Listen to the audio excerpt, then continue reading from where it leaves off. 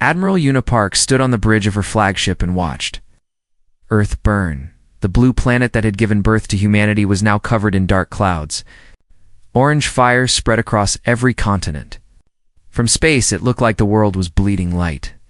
Una had seen many terrible things in her 30 years of military service, but nothing had prepared her for this moment. 6 hours ago, everything had been normal. She had spoken to her husband Hansu through a video call. He was making dinner for their children, Jimin and Sujin. The kids were fighting over who would sit next to their father at the table. Hansu had laughed and promised they could both sit next to him. Una had smiled and told them she would be home in 3 days.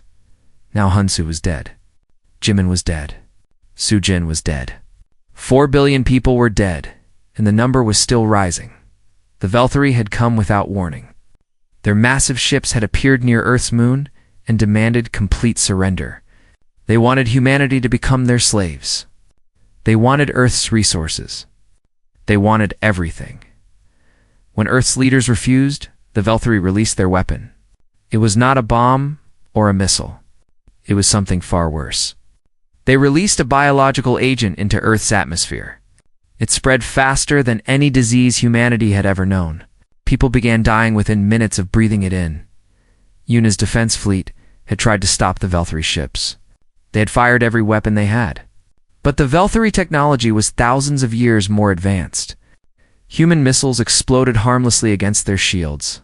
Human ships were destroyed with single shots from Valkyrie cannons. In less than an hour, Una had lost half her fleet. She ordered the remaining ships to retreat and protect the evacuation transports. Millions of people were trying to escape Earth, but there were not enough ships. There was not enough time. Lieutenant Doyeon Kim approached Una carefully. He was young, only 25 years old, and his face was wet with tears. Everyone on the bridge was crying. Everyone except Una. Admiral Doyeon said quietly, "We have received a message from the Galactic Assembly." Una did not turn away from the window. "What do they say?" Doyeon swallowed hard. "They say they cannot help us. The Valkyrie are too powerful. They say we should accept our fate with dignity." Una finally turned to look at him. Her eyes were dry and cold. Something had changed inside her in the past 6 hours. The woman who had laughed with her husband that morning was gone. In her place stood something harder, something patient, something dangerous. "Accept our fate," Una repeated slowly, with dignity. "Yes, Admiral." Una looked back at Earth. Another city went dark as she watched. That was probably Seoul, where her parents lived, where she had grown up, where she had met Han Soo at a university library 20 years ago. "Lieutenant Kim," she said, "I want you to do something for me. Anything, Admiral? Court everything. Every death. Every name. Every city that burns. Every child that dies. I want records of every Valkyrie ship, every Valkyrie soldier, every Valkyrie weapon. I want to know everything about them." Doyen looked confused. "Why, Admiral? What will we do with this information?" Una turned to face him fully. "The Galactic Assembly thinks we are weak. The Valkyrie think we are prey. They think they can murder billions of our people and face no punishment. They think they can make jokes about human suffering and display our skulls as decorations." She paused and looked around the bridge. Every officer was watching her now. They had stopped crying. Something in her voice had caught their attention. "They are wrong," Una continued. "Today we are weak. Today we cannot fight back. But humans are patient creatures. We remember things. We hold on to things. And we never ever forget when someone hurts us." Doyeon nodded slowly. "I understand, Admiral," Una said softly. "You do not understand yet, but you will. Your children will. Your grandchildren will. We will teach every human child what happened today. We will teach them who did this to us. And one day, when we are strong enough, we will teach the Valkyrie something too." "What will we teach them, Admiral?" Una smiled, but there was no warmth in it. "We will teach them that there are some species you should never make angry. Some species you should never push too far. We will teach them that humans do not simply get revenge. We do something much worse." An alarm sounded on the bridge. More Velthari ships were approaching. Yuna turned to her crew with calm efficiency. All ships, fall back to Colony 7. Protect the evacuation transports. We cannot win this battle, but we can save whoever we can save. As the human fleet retreated, Yuna took one last look at Earth. The planet was almost completely dark now. The fires were dying because there was nothing left to burn. She thought about Hansu making dinner. She thought about Jimin and Sujin fighting over chairs. She thought about all the billions of ordinary moments that were happening on Earth just 6 hours ago. Families eating together, children playing, old people watching the sunset. All of it was gone now. The Velthari had taken everything from humanity. They had killed without mercy and laughed while doing it. The galaxy had watched and done nothing. But Yuna knew something that the Velthari and the galaxy did not know. Humans were different from other species. When other species were defeated, they accepted it. They moved on. They forgot. Humans did not forget. Humans held on to their pain like a precious thing. They passed it down to their children and their children's children. They nursed their hatred until it became something cold and hard and eternal the Velthari had just made. The biggest mistake in their long history. They thought killing 4 billion humans would break humanity forever. Instead, it created something far more dangerous than any weapon. They had created a species with nothing left to lose and everything to remember. As Yuna's flagship jumped to faster than light speed, leaving the burning Earth behind, she made a silent promise to her dead family. She made a promise to every human who had died that day. The Velthari would pay. Not today. Not tomorrow. Maybe not even in her lifetime. But one day humanity would collect its debt. And when that day came, the Velthari would learn that some crimes are too big to forgive. Some crimes can only be answered with complete and total destruction. Yuna sat down in her command chair and began writing. She wrote the names of her husband and children. She wrote the date. She wrote everything she could remember about the Velthari ships. Their weapons, their tactics. This was the first page of a very long book. A book that humanity would write over the next 50 years. A book that would end with the complete erasure of an entire species from galactic history. But that was still far in the future. For now, Yuna simply wrote and remembered, and she waited. 50 years passed. And the galaxy forgot about humanity. The survivors had scattered across 12 colony worlds. They built new cities. They opened new businesses. They smiled at other species in trading stations and said polite things in diplomatic meetings. To everyone watching, humans seemed like a broken people, who had accepted their near extinction with quiet sadness. The Velthari were pleased with themselves. They displayed human skulls in their museums as trophies of conquest. They told jokes about the weeping species who cried so much before dying. Young Velthari children learned about the attack on Earth as a great victory. It proved that the Velthari were the strongest species in the galaxy. But beneath the surface, something very different was happening, Director Nari. Choi ran the Human Remnant Intelligence Bureau from a small office on Colony 4. She was 67 years old, gray hair and tired eyes. She had been a young analyst when Earth burned. She had lost her entire family that day. Now she commanded a secret network that spread across the entire galaxy. Thousands of human agents worked for her, and none of them appeared on any official record. They were traders and diplomats, engineers and scientists, teachers and entertainers. They went everywhere, saw everything, reported back to Director Choi. Young Officer Tai Wu-han sat in her office looking confused. He was only 23, born on a colony ship after the fall of Earth. He had never known his homeworld. All he knew was that humanity was weak and the Velthari were strong. "I do not understand," Tai Wu said. "We have been gathering information about the Velthari for 50 years. We know everything about them. Their worlds, their ships, their leaders, their weaknesses. Why have we not attacked?" Director Choi smiled patiently. She had heard this question from many young agents over the years. "Tell me," she said, "if you punch someone who hurt you while you are still injured, what happens?" Tai Wu thought about it. "You lose the fight. Correct?" and then they hurt you even more, and you cannot fight back again. Director Choi leaned forward.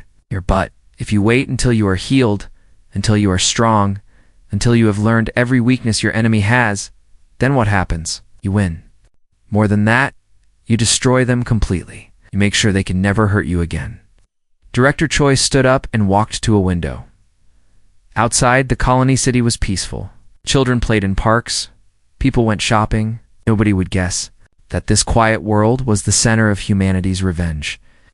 The Velthari expect us to attack in anger, she continued.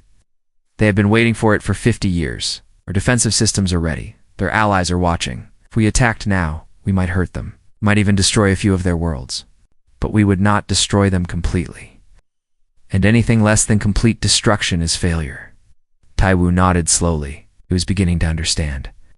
Revenge taken in anger is satisfying, Director Choi said. Revenge taken with patience is complete.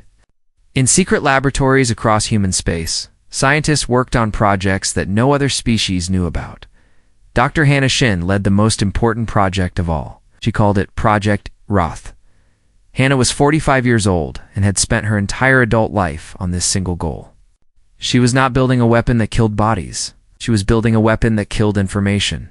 The galaxy ran on data. Every species kept records of their history, their science, their culture.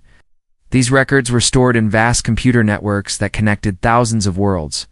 The Velthari were proud of their archives, which contained 10,000 years of history. Hannah's weapon was a virus, but not a biological one. It was an information virus, designed to spread through computer systems and corrupt specific data. It could find every mention of a particular word, a particular name, a particular species, and destroy it. It could turn centuries of history into meaningless noise. When Hannah finally completed her work, she reported to Director Choi with quiet satisfaction. "It is ready," she said. "When we release it, every record of the Velthari in every database in the galaxy will be destroyed. Their history, their science, their art, everything will be as if they never existed." Director Choi nodded. "And the backups, the virus attacks those too. Redundant systems, offline storage, everything. The Velthari archive worlds will lose thousands of years of data in a matter of days." Meanwhile, human engineers were building ships. Not ordinary ships, but warships designed specifically to fight the Velthari. They had studied Velthari technology for 50 years and found its weaknesses. Human weapons would now cut through Velthari shields like they were paper. Admiral Minho Beek commanded the secret fleet. He was the son of an officer who had served under Admiral Una Park during the fall of Earth. Una had died 20 years ago, but her memory lived on in every human military officer. The fleet grew in hidden shipyards on moons and asteroids that nobody visited. 12,000 warships, each one carrying weapons that the galaxy had never seen. Each one crewed by humans who had grown up on stories of Earth's destruction. Minho often walked through his flagship and looked at the faces of his crew. They were young and old, men and women from every human colony. But they all had the same look in their eyes. The same cold patience, the same hunger for justice, Admiral, his first officer, said one day. "The crew is asking when we will attack." Minho smiled. "Soon, Director Choi says the preparations are almost complete. 50 years of work is about to produce results. Do you think we will succeed?" Minho looked out at the stars. Somewhere out there, the Velthari were living their normal lives. They were eating dinner with their families. They were telling jokes about dead humans.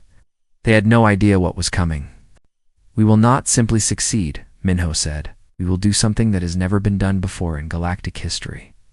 We will erase an entire species from existence, not just their bodies, but their history, their memory, everything they ever were." His first officer looked troubled. "Is that not cruel?" Minho turned to face him with eyes as cold as space. "They killed 4 billion of our people. They laughed while doing it. The galaxy watched and did nothing. Cruel is what they did to us. What we are going to do is justice." On Colony 4, Director Choi received the final reports. The fleet was ready. The virus was ready. A network of agents was in position across every major world in the galaxy. She picked up a communication device and sent a message to every human leader, military commander, and intelligence officer in the species. The message was simple. It is time. Remember Earth? Forget nothing. 50 years of waiting was over. 50 years of planning, building, and hiding was about to produce its result. The Velthari had made humanity angry. Now they were about to discover what that really meant. The day humanity struck back became known throughout the galaxy as the Silence. It was the day when everything changed. Fleet Commander Minho Beak stood on the bridge of his flagship as 12,000 human warships emerged from hidden locations across the galaxy. For 50 years, nobody had known these ships existed. Now, they appeared all at once, like ghosts becoming solid. But they did not attack the Velthari directly. That would have been expected. It would have been what any other species would do. Humanity had learned something important during their years of waiting. The Velthari were not alone. They had allies, trading partners, and friends throughout the galaxy. These other species had watched Earth burn and done nothing. Some had even celebrated.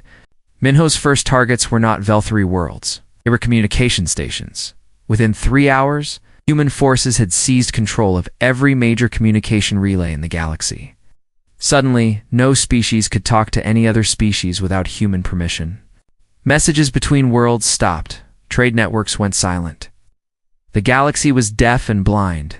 Then the message went out. It traveled to every world, every station, every ship that could receive it.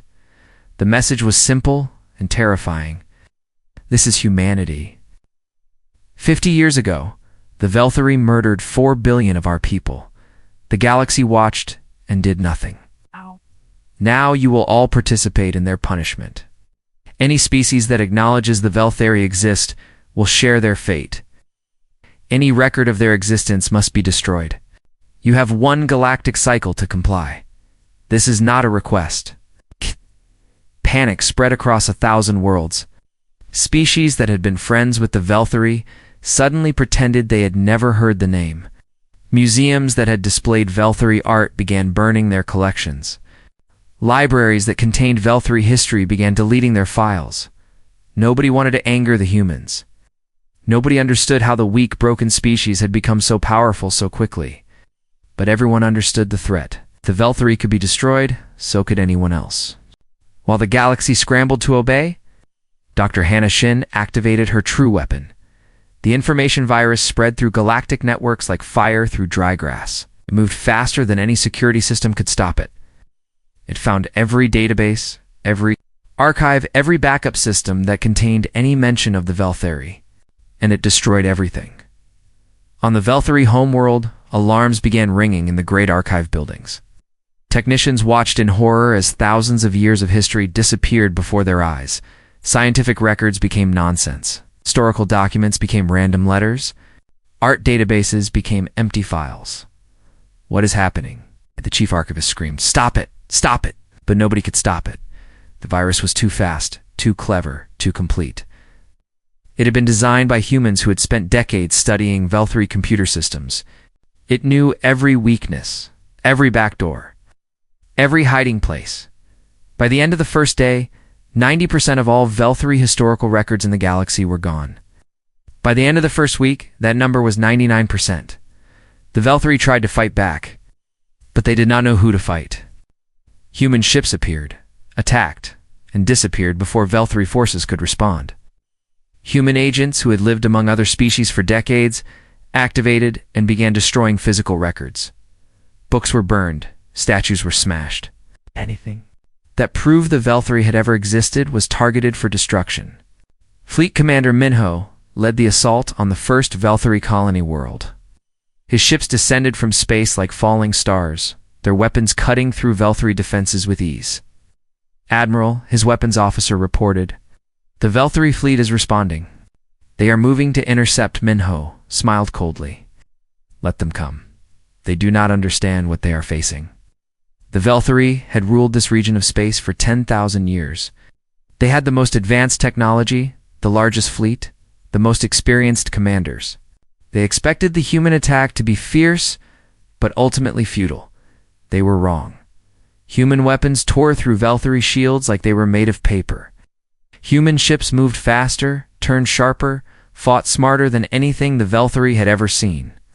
In the first major battle, humanity destroyed 60 Velthari warships and lost only 3 of their own. The Velthari commanders could not understand what was happening. How had the weak humans become so strong? How did human weapons know exactly where Velthari shields were weakest? How did human pilots know exactly how Velthari ships would move? They did not realize that humanity had spent 50 years preparing for this moment. Every Velthari tactic had been studied. Every Velthari weapon had been analyzed. Every Velthari weakness had been found and recorded. The Velthari were fighting an enemy that knew them better than they knew themselves. On the Galactic Assembly Station, alien diplomats gathered in terrified confusion. They did not know what to do. Some wanted to help the Velthari. Others wanted to help the humans. Most just wanted to hide and hope the war would pass them by. Human. Ambassador Giwan Song arrived at the assembly with a calm smile on her face. She was a small woman with gray hair and kind eyes. She looked like someone's grandmother. But every alien who saw her felt a chill run down their spine. "Distinguished representatives," she said pleasantly, "I am here to clarify humanity's position. We do not seek war with any species except the Velthari. We ask only that you do not interfere with our justice. If you do not help the Velthari, if you destroy all records of their existence, you have nothing to fear from us." A large alien from a warrior species stood up. "This is madness. You cannot erase an entire species from history. The galaxy will not allow it." Ambassador Song turned to look at him with those kind, terrible eyes. "The galaxy allowed 4 billion of my people to die. The galaxy watched and did nothing. The galaxy does not get to tell us what is allowed." She paused and smiled again. "But please, if you wish to defend the Velthari, you are welcome to try. I am sure it will go well for you." The alien sat down and said nothing more. As Ambassador Song left the assembly, she passed a memorial display that had once contained Velthari artifacts. The display was now empty. Someone had already removed everything. She smiled to herself. The galaxy was learning. When humanity made a threat, it was not an empty one. When humanity demanded something, it was wise to obey. The first phase of the plan was complete. The Velthari were isolated.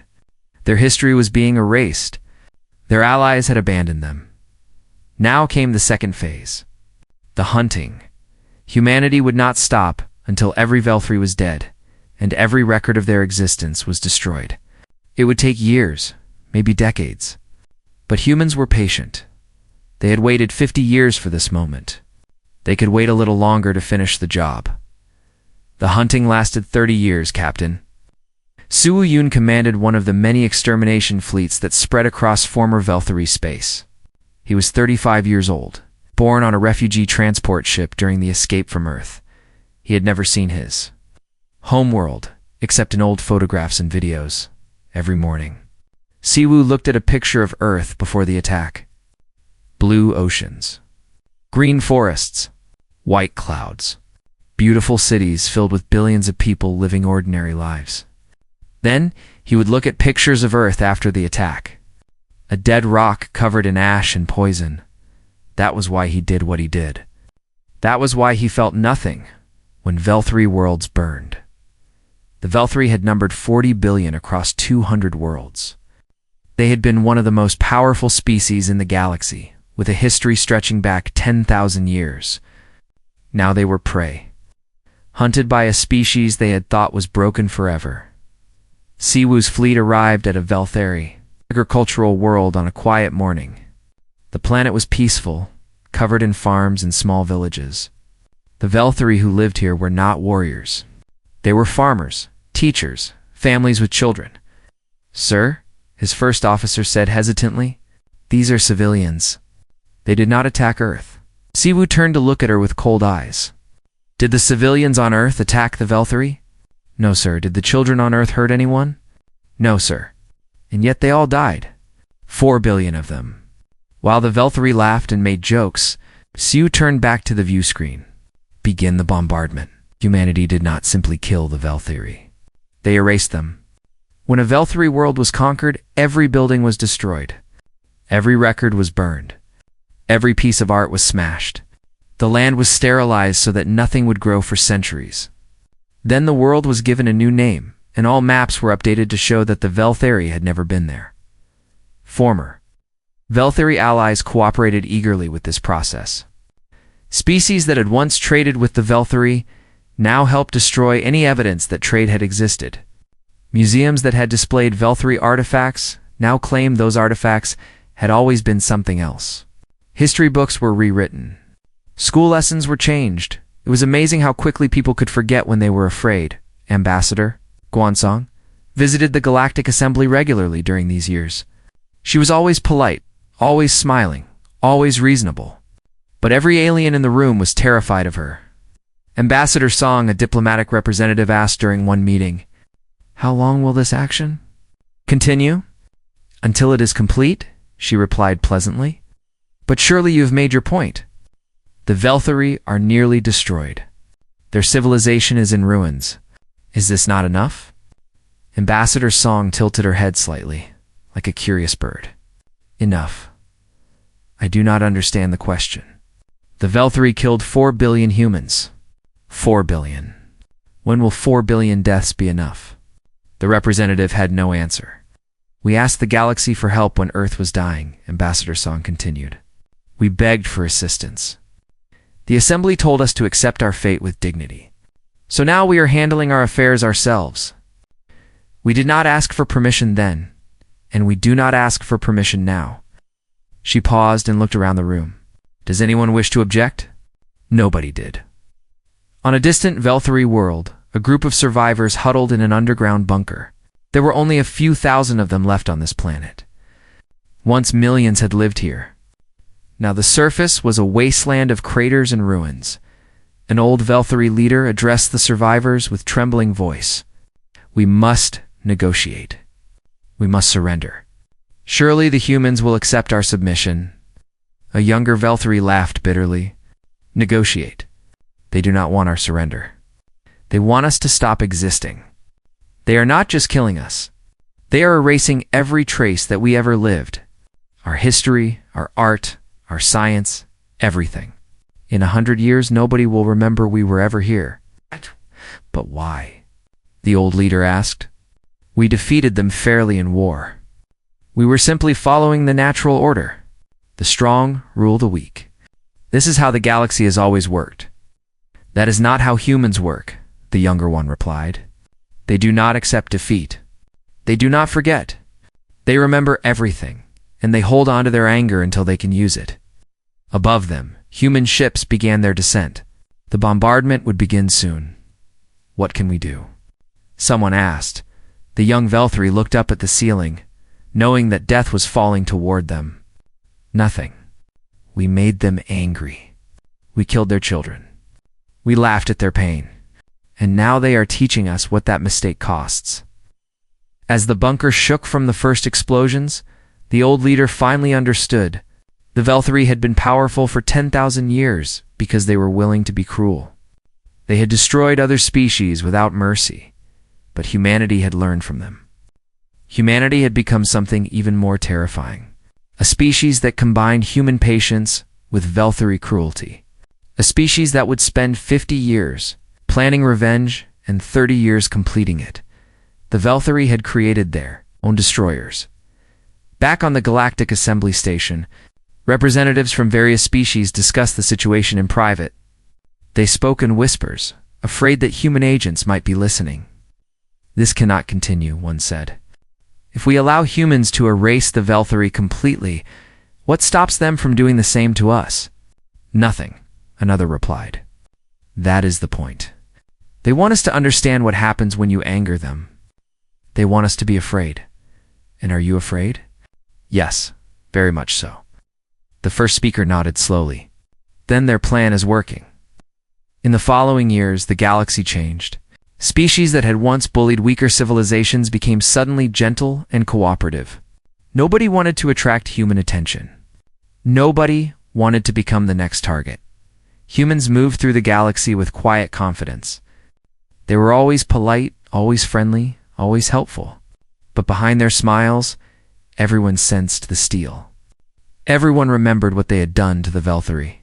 Some species had ruled through strength. Some had ruled through wealth. Humans ruled through fear. The fear of what would happen if you made them angry. The fear of being erased so completely that nobody would remember you existed.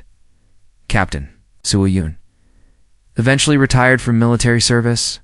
He had spent 30 years hunting Velthari. He had killed more of them than he could count. He felt no guilt about it. On his last day of service, a young officer asked him if he ever regretted what he had done. Siwoo thought about the question for a long time. Then he pulled out his old picture of Earth, the one he had looked at every morning for 30 years. "They killed my world," he said simply. "They killed 4 billion people and laughed about it. Now they are gone and nobody remembers them. That is not something to regret. That is justice." He put the picture away and walked off the ship. The hunting was almost over. Only a few Velthari remained, hiding in dark corners of the galaxy. They would be found eventually. They always were. Agent Yun Bi-Kong found the last Velthari on a frozen moon at the edge of known space. She was 42 years old and had spent 15 years hunting survivors. Most of her targets had been adults, former soldiers or leaders who had participated in the attack on Earth, but this one was different. This one was a child. The Velthari juvenile was hiding in an underground cave, protected by a small group of alien sympathizers. They were members of a species that had secretly opposed humanity's extermination campaign. For years, they had hidden this one child, hoping to preserve something of the Velthari species. UNB's team eliminated the protectors quickly and quietly. Then she descended into the cave alone. The Velthari child was smaller than she had expected. He was about 12 years old in human terms, with the same dark purple skin and multiple eyes that all Velthari had. He was sitting in a corner, shaking with fear. Yunbi sat down on the cold stone floor across from him. She did not draw her weapon. There was no need. He had nowhere to run. "Do you know who I am?" she asked. The child nodded slowly. "You are human." Yes. "You have come to kill me, yes," Yunbi said honestly. "But first I want to talk to you. Do you know why this is happening? You know what your species did?" The child's multiple eyes blinked. "My guardians told me some things. They said my people attacked a human world long ago. They said many humans died." 4 billion, Yunbi said. 4 billion people. Families, children like you. Your species released a weapon that killed them in hours. Then they laughed about it. They made jokes. They displayed human skulls as decorations. The child looked down at the ground. "I did not do those things. I was not born yet, I know." Yunbi's voice was not angry. It was simply tired. "And the human children who died on Earth did not do anything wrong either. But your species killed them anyway. They did not care about innocence or guilt. They only cared about power." She paused and looked around the small cave. It was cold and dark, a miserable place to spend years hiding from death. "I am going to tell you something," she continued. "Something your guardians probably did not explain. We're not just killing your species. We are erasing you. Every record, every artifact, every piece of evidence that you ever existed. In another generation, nobody in the galaxy will remember your people. Your language, your culture, your history, all of it will be gone." The child looked up with fear in his eyes. Why? Why is killing us not enough?" Yunbi considered the question carefully. It was a fair question, and the child deserved an honest answer. "Because death is not the worst punishment," she said. "Death is simple. It happens, and then it is over. But being forgotten is different. Being erased from history means that everything your species ever accomplished, everything they ever created, everything they ever were, becomes nothing. It is as if you never existed at all." "That is cruel," the child whispered. "Yes," Yunbi agreed. "It is. Your species taught us how to be cruel. They showed us that mercy is weakness. They showed us that the strong can do whatever they want to the weak. We learned those lessons very well." She stood up slowly. "I want you to understand something before the end. We did not want this. We were a peaceful species once. We made art and music. We explored space with wonder and curiosity, wanted to be friends with everyone we met. Her voice hardened slightly. Your species took that from us. They turned us into something else, something cold and patient and terrible. Every human who hunted your people, every human who burned your worlds, every human who erased your history, we are all products of what the Velthari created. The child began to cry. Purple tears ran down his face. I am sorry. I am sorry for what my people did. Yunbi nodded. I believe you. But it does not change anything. Some crimes are too big to forgive. Some wounds are too deep to heal. She pulled out her communication device and sent a final message to her commanders. The last one is found, completing the mission. The child looked at her with desperate hope. Will anyone remember us? Anyone at all? Why don't you be paused at the cave entrance and looked back at him? For a moment, something almost like pity crossed her face. Yes, she said quietly. We will remember. Every human will know what the Velthari did even if we never speak the name to outsiders. We will teach our children and our grandchildren. We will remember for as long as humanity exists. Why? Because that is your final punishment. You will exist only in the memory of those who hated you most. The only species that will ever remember the Velthari are the humans you tried to destroy. We will carry your memory forever, not as a monument to your greatness, but as a warning to ourselves about what we are capable of. She completed her mission quickly and professionally. Then she left the frozen moon and never returned.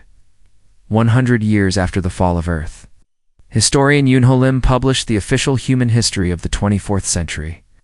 It was a thick book, carefully researched and beautifully written. Scholars across human space praised its accuracy and completeness. The chapter covering the years 2347 to 2350 was very short. It simply read, a period of internal restructuring following a natural catastrophe on Earth. Humanity consolidated its remaining populations across colony worlds and began rebuilding. There was no mention of the Velthari, no mention of the attack, no mention of the century-long campaign of extermination and erasure that followed. To anyone reading the book, it would seem that nothing important had happened during those years. And that was exactly the point. In the Galactic Assembly, human representatives continued their work with quiet competence. They were always polite, always cooperative, always helpful. Other species treated them with careful respect and avoided any topic that might cause offense. Nobody could quite remember why they were so careful around humans. The knowledge had passed from generation to generation without explanation. It was simply understood that humans were not to be angered. Humans were not to be threatened. Humans were to be treated with the greatest possible courtesy at all times. Once, a young alien diplomat asked an older colleague why everyone was so respectful toward the humans. The older diplomat thought for a moment, searching his memory for an answer. He could not find one. The fear was there, deep in his bones, but the reason for it had been lost. I do not know, he finally admitted. I just know that it is dangerous to make them angry. My father told me and his father told him going back many generations. Nobody remembers why, but everybody knows it is true. The young diplomat accepted this answer and moved on. Some things did not need explanation. Some truths were simply felt, and in their quiet corners of the galaxy. Humans smiled their friendly smiles and went about their business. They remembered everything. They always would. The Velthari had wanted to be remembered as conquerors. Instead, they had become a ghost story, told only among humans in private moments. A reminder of what happened to those who pushed humanity too far. The ultimate punishment was not death, was being forgotten by everyone except your victims. And humans never forgot.